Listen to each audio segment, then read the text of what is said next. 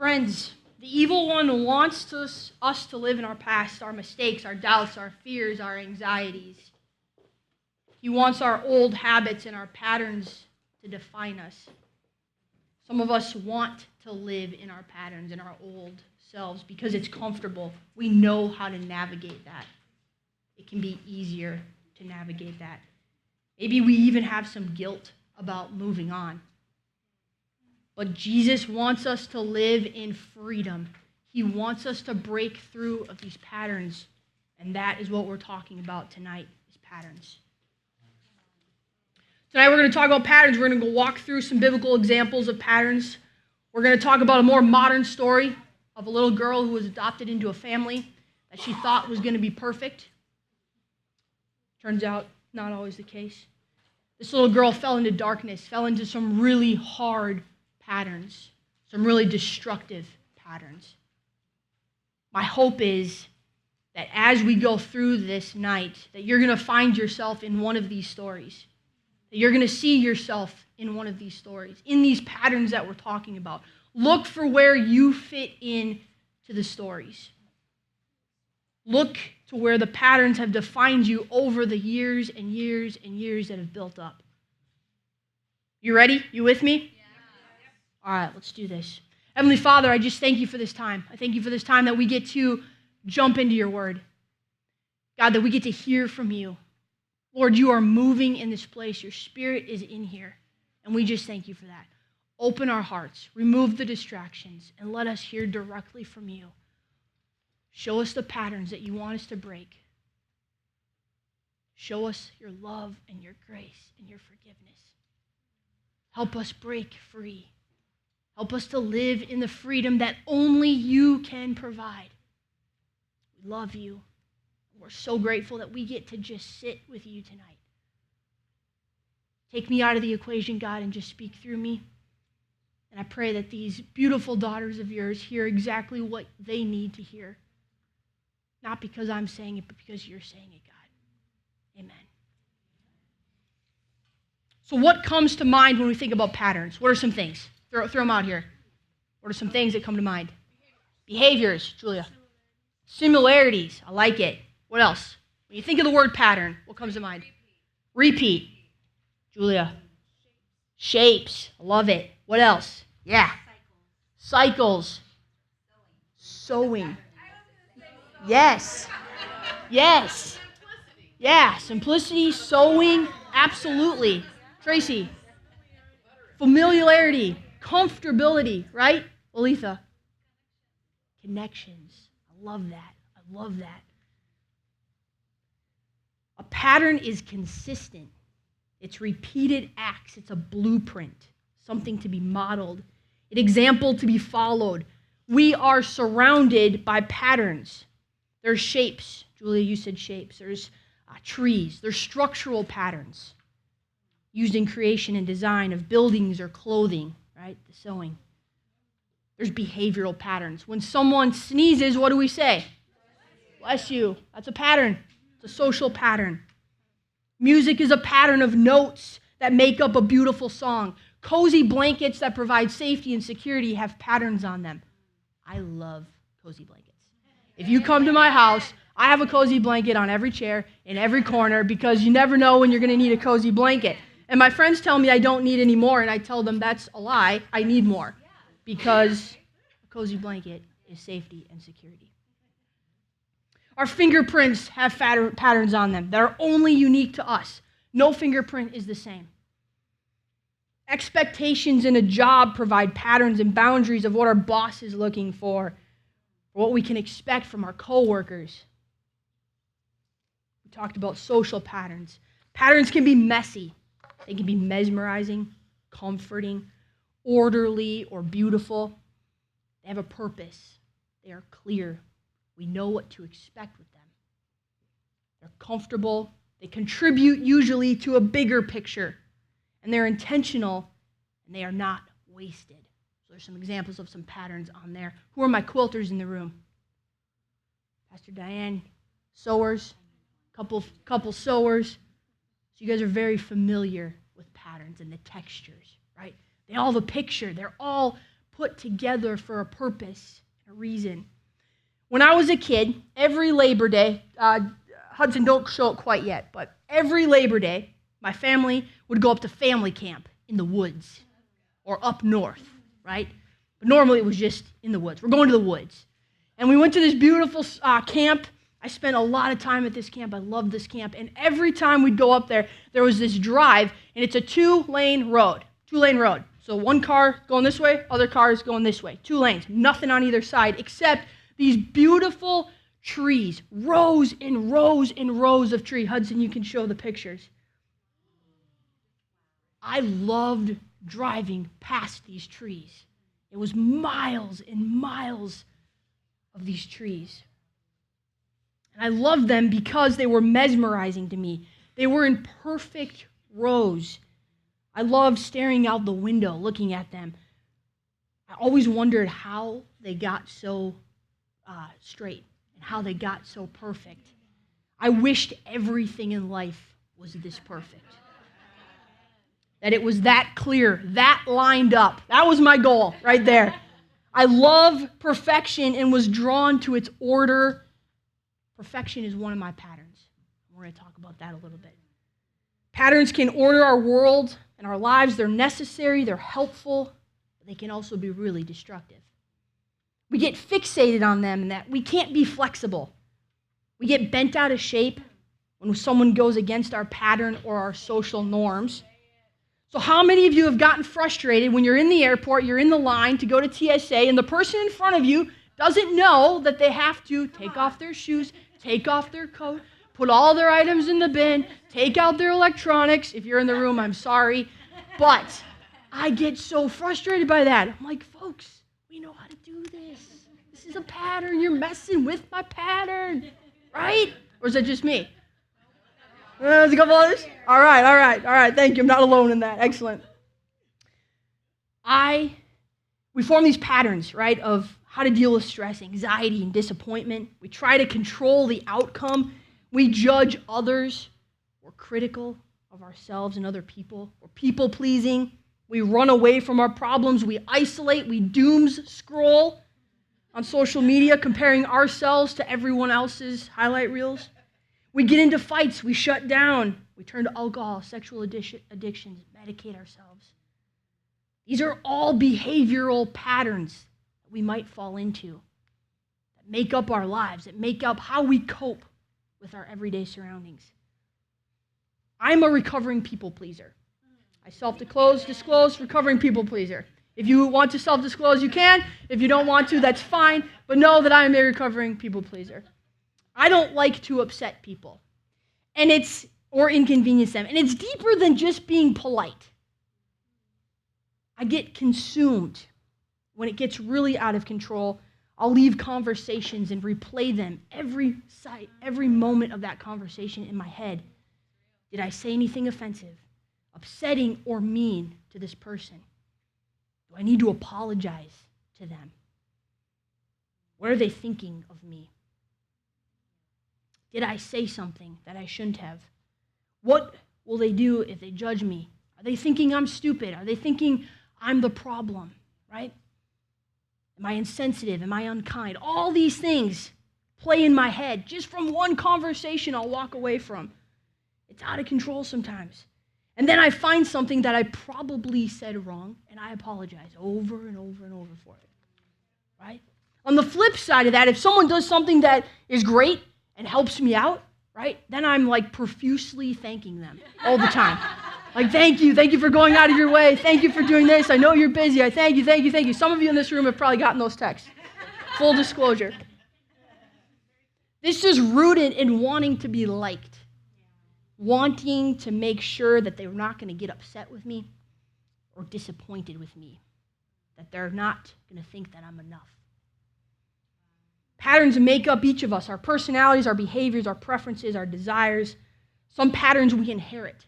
Some we learn. Some we inherit from a young age. We just grow up with them. They're our natural tendencies. My mom told me that I was always cognizant of safety and those around me. Apparently, when I was 2 years old, at the snack table at daycare, I would make sure by counting every head that we were all there before we had snacks. I was too. Nobody taught me that. Nobody was like, hey, Jenna, when you go into the snack circle, you got to count the heads. You're in charge. Make sure everyone is there. That is natural in me, right? If you watch me close enough, you'll see me counting people. Who's here? Who's not here, right? Are the doors closed? Are we safe, right? That's natural in me. No one had to teach me that. Making sure no one is left out, right? It's a helpful pattern because I like to include everyone and make sure that people are safe and taken care of. But it also can be destructive if left unattended, right? I'm working on it. So the Bible is full of people who had beautiful patterns woven in their lives. Ruth, right? We know of Ruth. She had a strong sense of loyalty to God, loyal to her mother-in-law. Esther had a pattern for justice and standing up for the marginalized. God used her to save an entire people group because she was available and she was surrendered to him. Daniel had patterns of prayer and fasting. Mary sat at Jesus' feet and demonstrated a pattern of worship and abiding in the presence of her Lord. Jesus had patterns of consistency, never changing, silence and solitude, prayer and fasting. Jesus demonstrates patterns of patience and faithfulness, love and grace, and mercy, over and over. Jesus showed us a pattern of putting others ahead of himself and the deep sacrifice when he died for us on the cross. Those are all patterns, healthy patterns, good patterns. There's women in this room who've developed and modeled healthy patterns in their daily lives. Darla is quick to forgive and is gracious. I've seen that over and over again. Pastor Diane loves discipling women. She's created patterns of that, of silence and solitude in her life. Karen is an amazing mom who has patterned her life into pouring into her children night after night, day after day, moment after moment, building those patterns. There are so many people in this room. We could go around and I could name the patterns, the beautiful patterns in each of your lives, right? Unfortunately, we don't have time for that. But I see it. I see it in every one of you, the patterns, the healthy patterns that you've built. Being intentional about these patterns. Serving people well with these patterns. But some of us have patterns that are really destructive in this room. I'm guilty of it. And we're going to work on those. We're going to take a look at those this weekend. So let's take a look at some of the first families of the world and see the patterns that they struggled with. We're going to talk broadly about these stories.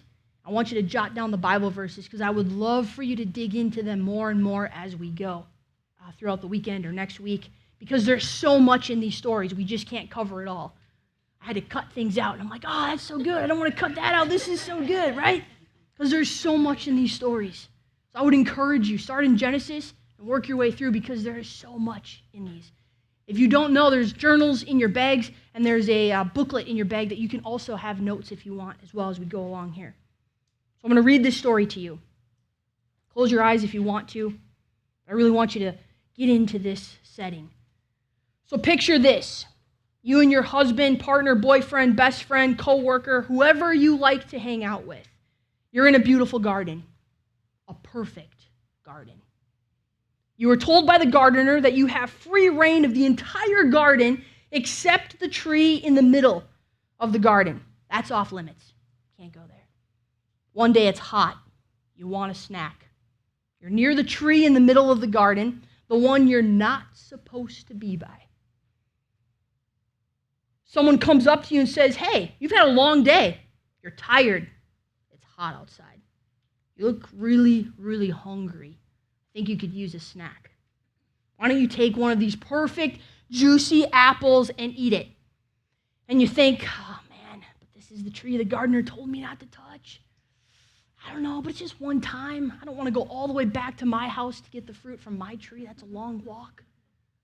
So what do? You take a bite of the apple. You give it to your friend, and your friend or your person you're with says, whoa, that was the best apple ever. Where'd you get it? And immediately, the gardener comes over, and he's like, hey, where'd you get this apple? What happened? I thought we thought we had a plan here. And you're like, well, I don't know, that person gave it to me, and that person gave it to me, and you're blaming each other, and you're blaming, well, that person originally gave it to me, so really it's their fault. They made me do it. Does this story sound familiar? Just a little bit. It comes out of Genesis 3. I added some emphasis. But that was Adam and Eve, the first husband and wife in the history of the world. Can you imagine being the first two people in the entire world? Probably had it so good. Introvert's dream. God gave them this beautiful garden to live in and take care of. They had free reign, except for the tree in the middle of the garden. That was off limits. They couldn't do that. In this situation, they blame each other for the decision to eat the forbidden tree, and they even blame God.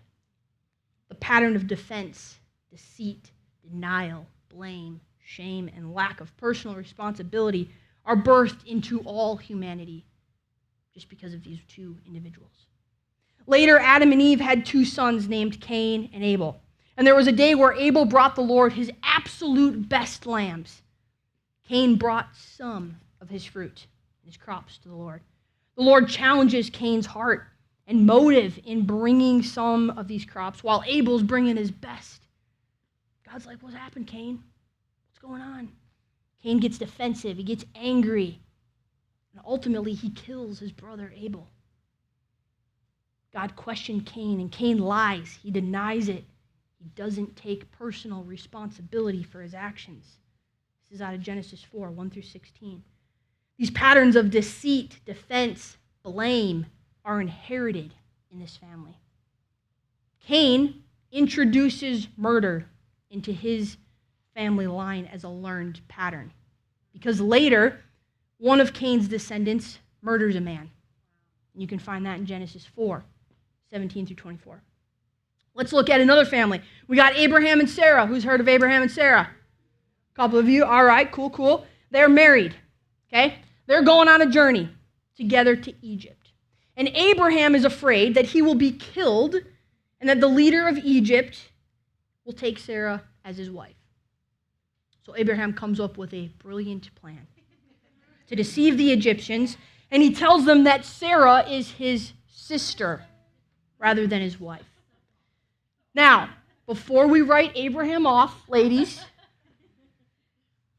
God made a covenant with Abraham that Abraham would be the father of many nations. He was chosen by God. God and Abraham were tight. God walked with Abraham. Abraham walked with God. And most of the time, Abraham walked in God's will. And Abraham was a flawed human. So, picking up our story. This is out of Genesis 12. Abraham and Sarah arrive in Egypt, and Abraham announces to everybody that Sarah is his sister, should be a first red flag, rather than his wife. Pharaoh sees Sarah and requests that she go to his palace with him. He gives a bunch of gifts to Abraham, and shortly after, Pharaoh and Sarah go off to the palace. Now, we don't really know what happens in Pharaoh's house. Maybe nothing happens to Sarah. Maybe she's fine. Maybe she's okay. Maybe something happens to her. We don't know. But can you imagine the betrayal and shame that Sarah is feeling from her husband? The one who's supposed to protect her, the one that's supposed to love her, to stand up for her, puts her in this situation. The fact that he denounced her and pretends she's his sister to save himself. And the husband of the year goes to Abraham! Yeah. No. Maybe your pattern is lying, fudging the details just a little, manipulating the situation to get what you want, just like Abraham did. Now, God doesn't write Abraham off or kick him out of the covenant. God is faithful. He extends us grace when we screw up, and he follows through every single time. We can bank on that. Continuing with Abraham and Sarah, God promises that Abraham and Sarah will have multiple children. But they're getting a little old, and they're starting to worry. They're doubting that God will fulfill his promises. This is out of Genesis 15. Have you ever doubted that God would come through on something you thought he was going to? I have. Have you ever tried to control the outcome of a situation? I have. Abraham and Sarah did. Sarah goes to Abraham and says, Abraham, I have this awesome plan. I think you should sleep with my servant Hagar and have kids with her. Now, have you ever tried to control the outcome of the situation? Right? And they're like, okay, God, you're not coming fast enough. I got this. I got a better plan. I got this. I got it. Don't worry. Abraham could have said, no. God's been faithful before. He'll be faithful again. Let's wait. Let's trust him. Let's try not to control the outcome. But instead of saying that, Abraham's like, okay, sounds good. Right? So Abraham sleeps with Hagar, and immediately, the Bible tells us, immediately, Sarah becomes angry at Abraham. She's like, what did you do? Abraham's like, it was your plan, your servant, you deal with her. Right? In the midst of all of this, Hagar runs away. Now, Abraham and Hagar end up having a son. Does anyone know the son's name? Ishmael. Does anyone know what the name of Ishmael means? God shall hear. Which reminds Hagar that God sees her and Ishmael. God sees Hagar and comforts her in the mess. God redeems Ishmael and blesses him, the Bible tells us. Out of him comes great nations. That's Genesis 16 and 17. Ladies, God is in the midst of the mess every single time. He's in the midst of the brokenness. He can restore generations. And he does restore generations. You can be the one today that God uses to restore the generations in your own family. That's why you're here. You're like, you know what? I'm going to do this. We're going to go all in. I'm going to go to this conference. God sees us when we make mistakes, when we're crying, when we run away, when we get caught in the crossfire of someone else's poor decisions. He sees us. Now, you may think that God rescinds his promise to give Sarah and Abraham a son together. I would. I mean, they blew it, right? They had one chance, and they really screwed it up. But no, that's not how God works. After all of that mess, God still allows Sarah and Abraham together to become pregnant. And 14 years later, they still had to wait 14 years, Isaac is born. This is in Genesis 21. God redeems and restores every time. God had every right to tell Abraham and Sarah, no, you blew it. You're out. I'll find someone else to populate the world. I'll find someone else to be the father of many nations. But God keeps his promises. He made a promise. And God ended up blessing Abraham and Sarah with many, many more children. And Abraham becomes the father of many, many nations, just like God said he would.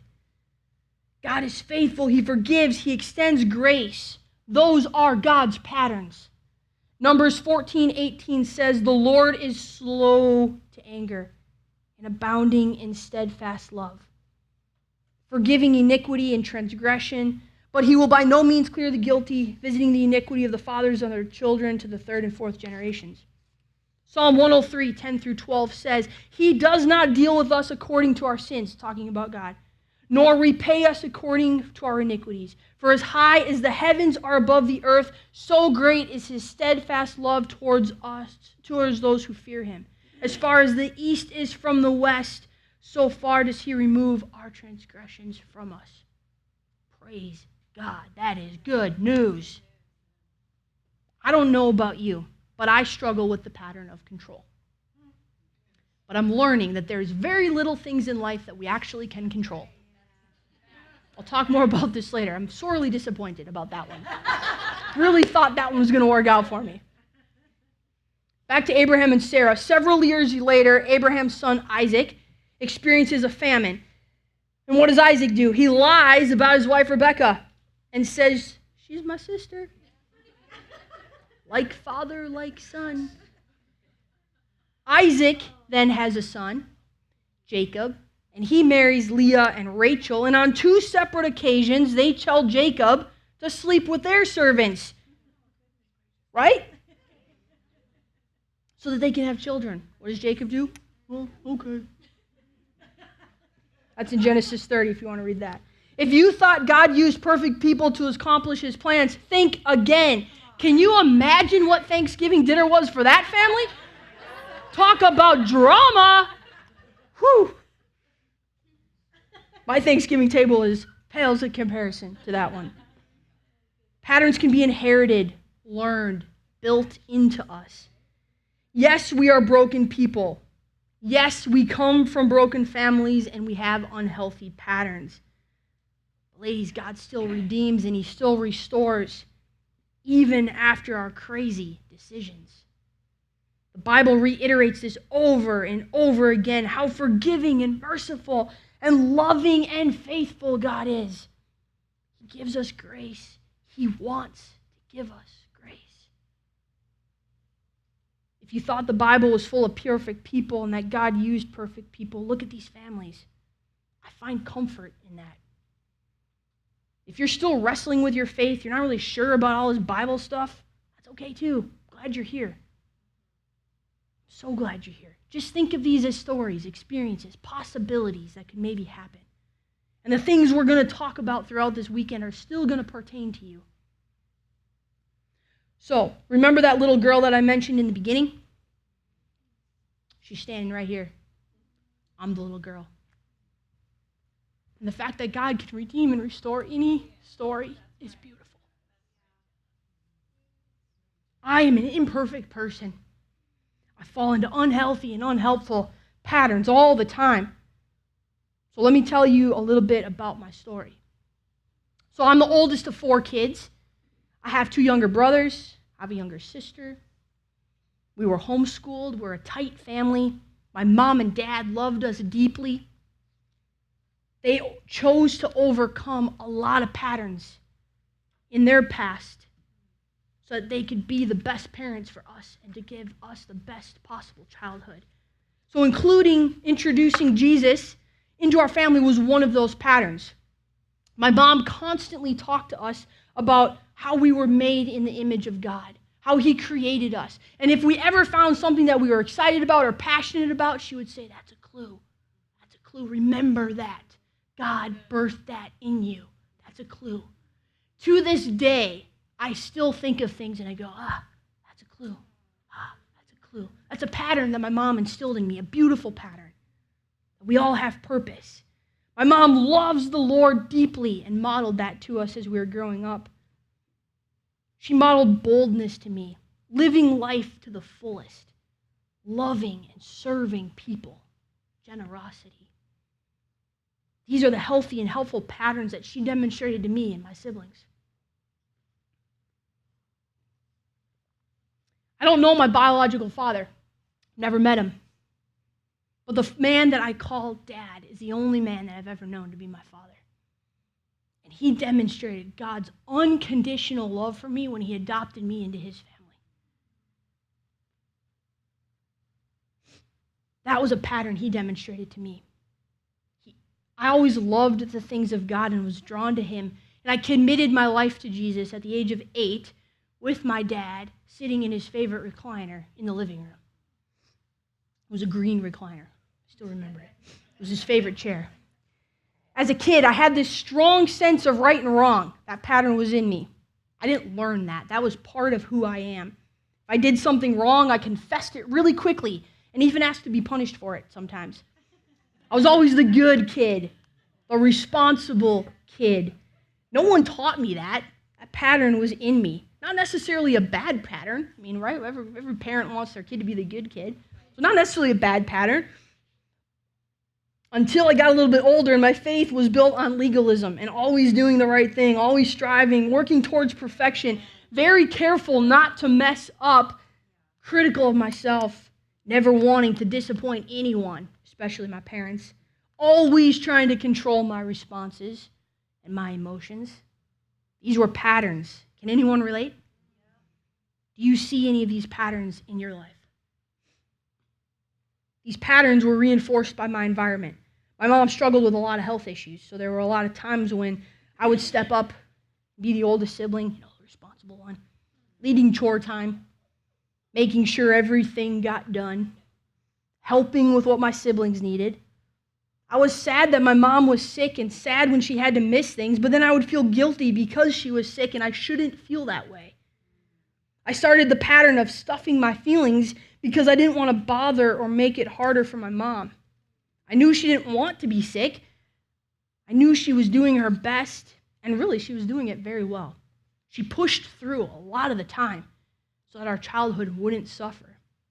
My dad was a hard worker, loyal to our family. He has his love for music. He's a great provider. He was present physically. He never missed any of our events, and he supported us in everything we did, but he was emotionally distant and quiet. These were his patterns. Being vulnerable and sharing with him was really hard for me. So this reinforced my stuffing, my feelings of stuffing. I loved organizing things and making things perfect, right? Remember those straight trees? Oh, if I could just stare at those for hours. I found it relaxing. I would clean the garage for fun, right? I'd go outside, my mom would be like, hey kids, go outside and play. And I'd be like, okay, I'm gonna go clean the garage. I sorted my dad's screws and nails and bolts into tiny containers, and then I would label them. I love a good labeled container where everything fits in just right. Right? Right? Amen? I still love it. I love to organize things, and I enjoy a clean house, even to this day. But I've realized this love and this need for order plays into the pattern of control for me. I was a young, responsible leader within my peer group, and I had some really cool life experiences. I was seen as an example in my youth group, even leading my peers in Bible studies and worship, small groups, doing things for God. And while these things are good, I learned to stuff the joy of those experiences because I didn't want to be the odd kid out or make my friends jealous or always be the goody two-shoe. I almost felt guilty because I was such a good kid. Like, that question of, what's the worst thing you've ever done in your life? I hate that question because the stuff I've done isn't really that bad. Like, I can't even say I've toilet papered someone's house, right? So, don't ask me that question. You will always win, or maybe I will, I don't know, but I hated that question. Life was good overall. There was a few bumps in the road. We were a happy and close family. In middle school, I remember hearing my friends talk about how their parents were struggling, how there was a lot of anger in their homes. There was a lot of friends that were going through this. And I remember one day looking in the mirror and saying, man, how did I get so lucky? I got two parents that love me, that are still together, that are rock solid, who love Jesus. And I remember looking at that mirror going, man, God, thank you. Thank you. How did I get so lucky? But that soon changed. As we got older, my parents' marriage started getting really rocky, becoming noticeably rocky. There was a lot of anger and criticism between them, never towards us, but a lot of tension between them. My dad would leave for long periods of time. They would go for days, sometimes weeks, without talking. I never knew what I was walking into when I got home. My siblings were struggling with their teen years. I was scared that my mom and dad were going to get divorced. I was disappointed and confused that my seemingly perfect Christian family was falling apart before my eyes. I didn't understand how we could all love Jesus and still have this happen. I chose to bury myself in a job that I loved, that reinforced the patterns of always striving, staying busy, controlling the outcomes. And I started the pattern of being a workaholic and ignoring my feelings, especially anger. I never wanted my emotions to be out of control. So instead of learning how to control them, I became a professional stuffer. Do we have any professional stuffers in the room? You don't have to self-disclose, but yes, welcome to the club, professional stuffers. In my 20s, my life spiraled out of control. I experienced deep darkness, extreme PTSD from my job as a police officer. My identity was wrapped up in my job because the pattern of working all the time became who I was, and I lost sight of who I was in God. I will tell you, as a recovering emotional stuffer, the emotions have to come out sometime, and they will come out sometime. And if you've done that pattern for years and years and years, when it does come out, it is very messy. Very messy. I'll share a little bit more about that tomorrow. My parents ended up getting a divorce, and there was so much wrapped up in that for me. A lot of patterns that had built up over the years to help cope with the chaos at home and the hurt and the disappointment that I was feeling. Ladies, we're all part of a family. We all play different roles within our family. Those roles change depending on where you are in the family or even who you're with in that family, who's in the room. There's no perfect family. Every family has their stuff. Thus, we are imperfect and we have our stuff. Our families play a huge role in the patterns we develop in our lives. Now, we can't use this as an excuse and say, well, I'm doing this because my mom did it and her mom did it and her mom did it. Or I only do this because my dad did it and his dad did it. We ultimately have a choice to turn things around and have personal responsibility. We get to control the outcome. We get to decide the patterns that we want to break. We can control a lot of things in life. We get to control the situations and the outcomes of how we're going to respond to those situations. You get to decide what patterns you want to break. You have that choice. I'm reading through Emotionally Healthy Spirituality by Pete Scazzaro. Highly recommend. And he writes, gender roles, the handling of anger, conflict, and shame, how we define success, our view of family, children, recreation, pleasure, sexuality, grieving, our relationships with friends. It's all shaped by our families of origin and our cultures. Okay, so knowing all of this, what are we going to do about it? Why do we care? We have to acknowledge that there are patterns, hurt, stuff that we have gone through that has shaped us into who we are today. Maybe that's what you have to do this weekend, is first figure out what those patterns are. Identify them. So I challenge you to ask yourselves, what are the unhealthy or the unhelpful patterns in your family that have been passed down, learned, inherited, that you're doing today? Maybe they've been passed down from generation to generation. Was divorce a pattern? Was premarital sex a pattern? Gambling, overspending, shopping for happiness, anger, criticism, negative talk, gossip, or judgment. Maybe you saw your mom and your aunties all sit around and talk about other people and judge them, and the only way to get into that conversation is if you started judging other people and being critical of other people. And if you took that away, you don't have a relationship. You don't know how to talk to them because that's how they talk to people. You're like, well, I don't do that. I'm not going to have those relationships. Maybe you're bouncing in and out of relationships, trying to find love because you've never had that as a little girl. Maybe it's fear of failure, so you're constantly pursuing perfection, the perfect relationship, the perfect job, buying all the perfect stuff. Maybe it's people-pleasing, trying to control. Maybe it's alcohol, image management, the need to be recognized, the need to be liked. Maybe it's working all the time so you don't have to be alone in your thoughts. That was mine. Maybe you never wanted to be your parents, and that has prevented you from stepping out in faith in something good, like maybe buying a home, moving, dating, getting a stable job. If any of these patterns jumped out at you, write them down.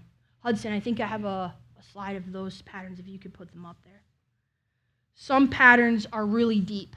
Maybe the one before that? Thank you. Some patterns are really deep.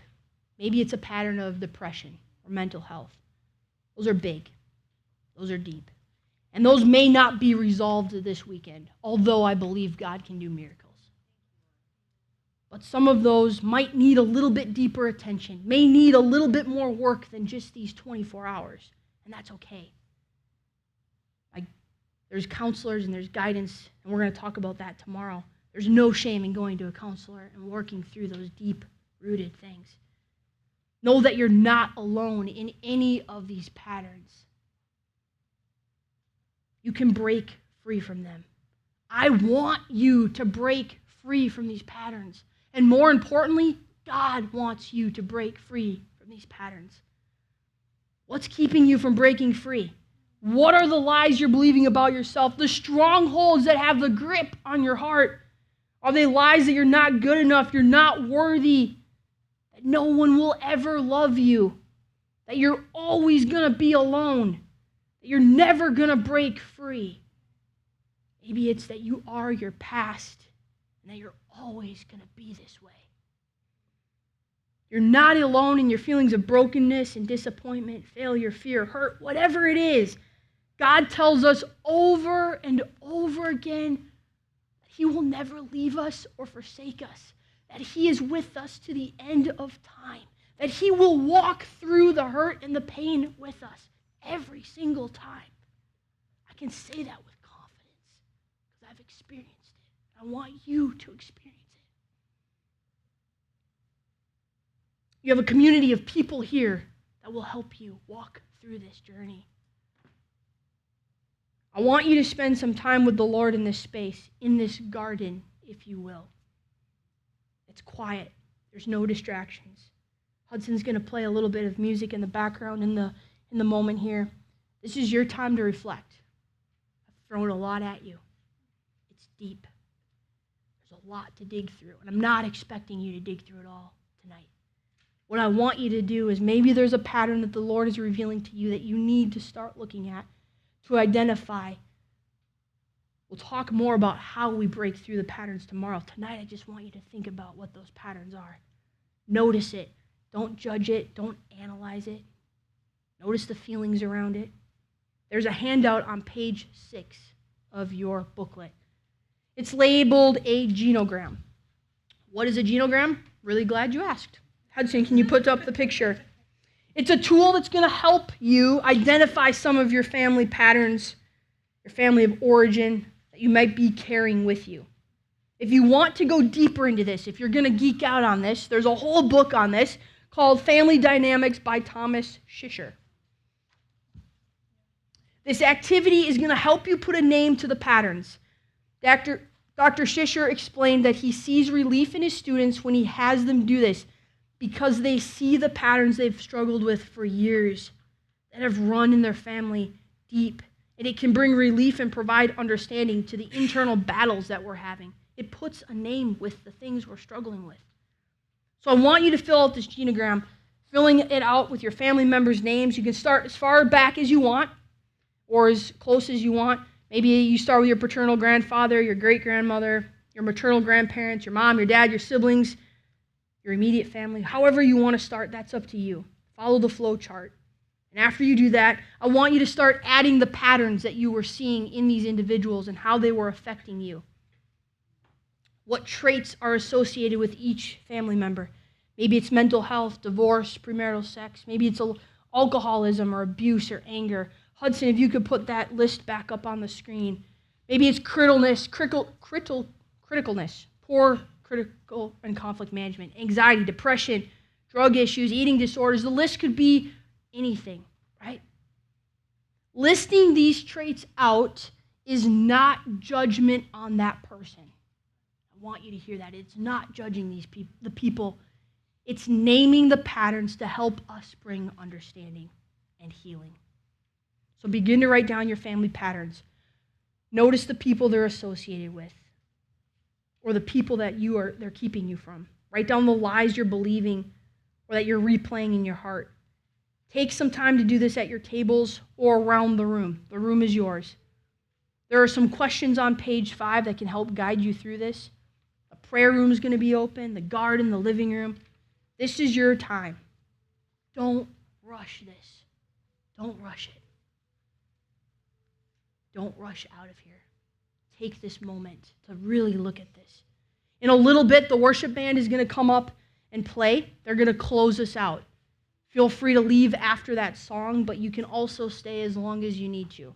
I'll leave you the keys. You can lock up. If you leave, please do so quietly, because I really want people to have this time and space to really dig into this. If you have to go after the song, that's fine, but just do it quietly. Please stay as long as you need to. Don't rush. This is your time with Jesus. Don't miss it. What is he telling you? Listen to his voice. And if you're sitting there and you're feeling blocked, and you're like, God, I'm not hearing you. Where are you? Why aren't you talking to me? Tell him that. Write that down. Journal that. Say, God, I don't hear your voice. I want to hear your voice. Tell me what these patterns are.